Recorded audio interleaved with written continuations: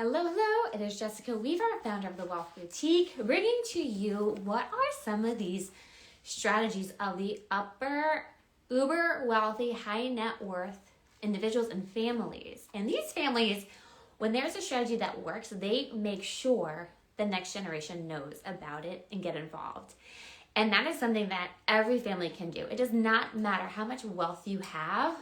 When you learn a strategy, tell it to your children so that they implement it too, and that money is going to stretch so much more over multiple generations. So let's see, what are some of these strategies that these uber high net worth families, individuals have been doing for decades, centuries, that now you have access to? And it's been amazing from technology what we can do now. So I'm going to give you quite a few. The first one is a tax management service. So if you are wealthy, you have, let's say, a lot of stock options. You've been probably using tax loss harvesting to start to offload these large concentrated stock positions and diversify outside of it. And you use tax loss harvesting to help with those gains in there. Now, you can do that, and it doesn't cost much money for it. It's 0.1% to add this to accounts that we manage. And on average, it gives you back a return of around 1.3 to 1.5%. And you get reports to see how these things are working for you. So if you have any non-retirement accounts that are invested in stocks, bonds, mutual funds, exchange traded funds, anything like that, adding a tax management service overlay to that account is going to give you about, on average, 1.5% back in returns. Another big one that we are seeing, and this is becoming much more, especially going into 2026, is private lending and private equity. Why is this so important? Well, one, the minimums for these have come down from multi-millions to some $2,500 to $25,000. Much more attainable for everybody. And if you aren't looking to diversify outside of the traditional stock market and bond market, the recent volatility might make you think otherwise. Just look at stocks like Nvidia. That has had swings from 4 to 7% daily over the last few days. Has anything materially changed to Nvidia? No. That is headline noise. And that is what the private sector takes out, the headline noise. And that's why it's great to add these things to your portfolio when it makes sense, because you're cutting out a lot of that volatility while owning onto really strong quality companies that aren't traded publicly or loaned in credit. The yield also tends to be much higher on the private lending side. So what's the catch? Well, without having that headline noise, we don't have it because of liquidity, right? People can trade in and out of stocks all day long. So if they get spooked, they're going to sell when the panic sits in or when the fear hits in. On the private lending and equity side, you can liquidate, usually on average every 3 months. They have these windows when you can take some of your money out. So because they can't just trade in and out all day long, it cuts through that headline noise and the volatility that results from it.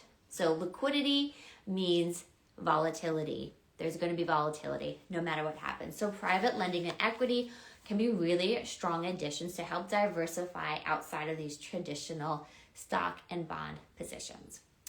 What's another one that we have here? Real estate ownership. So if you've been dreaming about having multiple properties, having that passive income come in, there are new vehicles where you get access to owning facilities that Amazon rents out. Those kind of places, and getting a yield from it and getting the tax benefits of it too, without having to physically own the properties and manage it, which you might not have the capacity for, the expertise for. Being the owner of 2 rental properties, it's a lot of work, and there's a lot of things, emergencies that come out of nowhere for them too.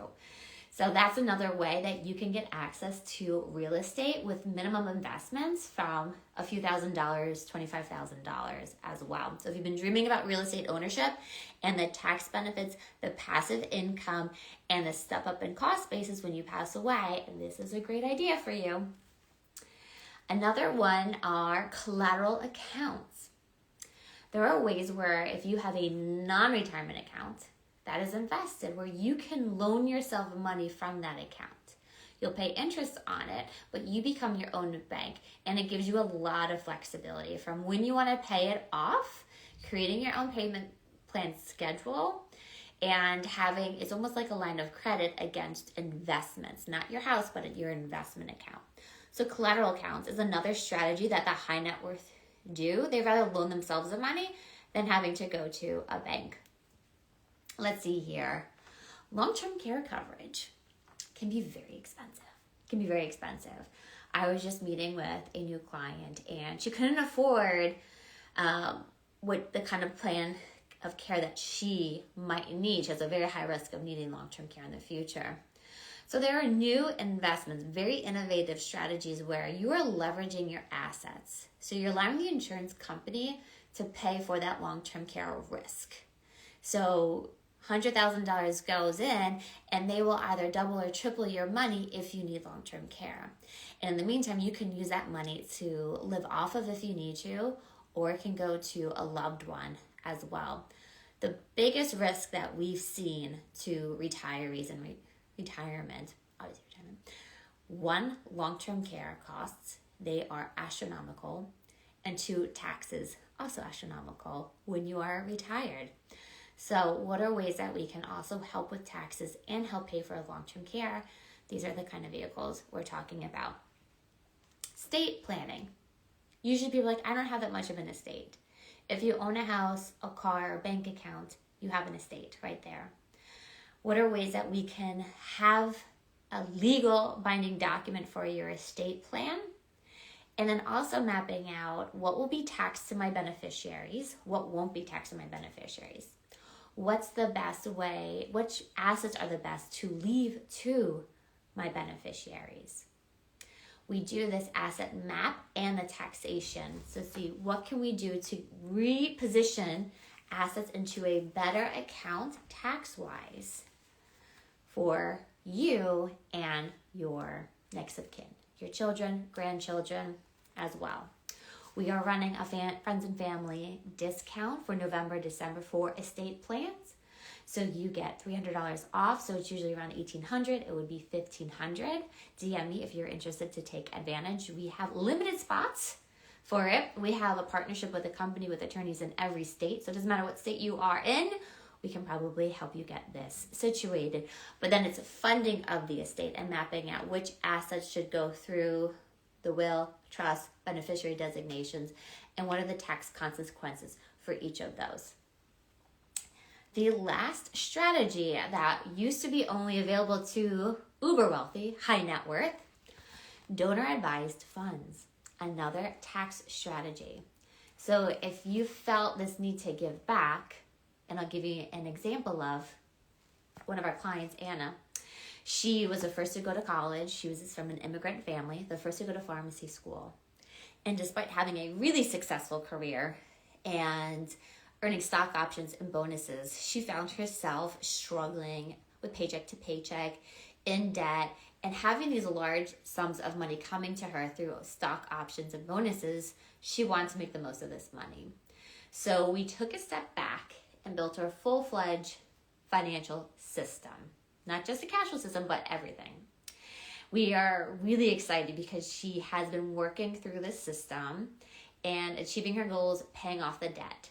And the next piece, which she has been dying to do for 2 years now since working with us, is to create a donor advised fund. She wants to be able to give grants to women like herself who are immigrants or first of their generation to go to college to help support their own American dreams.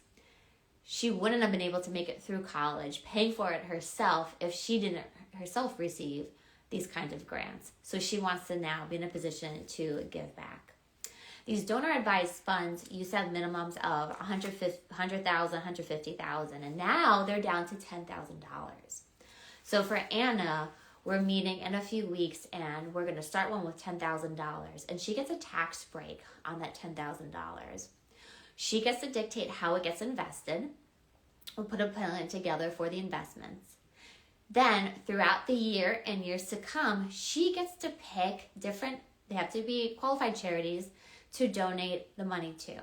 And she can skip a year, she can do multiple a year. She has full control on how this money is going to get used for other people's benefits, which is huge. So she's at this stage where she's now having such financial success. She gets to give back through these donor-advised funds. So to recap, what are these innovative new strategies? Well, not new. They've been around for decades, but they're new to you because they used to be just for the uber wealthy, super high net worth people. Having a tax management service for your investments, right? Let's see, how are we going to save on taxes? Private lending and equity. It cuts out the volatility and helps you diversify outside of the traditional stock market, bond market. Long-term care coverage. You thought it was too expensive before, but now there are innovative ways to have some coverage there. Estate documents. Not just the legal documents, but the funding and mapping of your estate. Which assets are the best to leave to your beneficiaries? Which ones can we reposition to save hundreds of thousands? We've even seen millions of dollars in tax savings. Real estate ownership. If you've wanted to own property but don't know how to get started, or your budget is smaller than for a full house yourself, there are these amazing investments where you get the same tax benefits, you get an amazing yield on your investment, and you get to own property, some property that Amazon is leasing, some of these huge companies. Donor advised funds, where you get to set aside a minimum of $10,000. You get a tax break on the money. You get to dictate how that money is going to get used to qualified charities. And collateral accounts, becoming your own bank, loaning yourself money from your investments. Has to be non-retirement money. These are all amazing strategies that can really enhance what you currently are doing with your money, and now you have access to them. So there's no excuses anymore, okay, ladies? No excuses. If you're curious about any of these, message me, DM me, or hit me up at thewealthboutique.com, and we'll hook you up with one of our incredible advisors here. I will see you next time on our money trends. Real talk, real trends. See ya. Bye, ladies.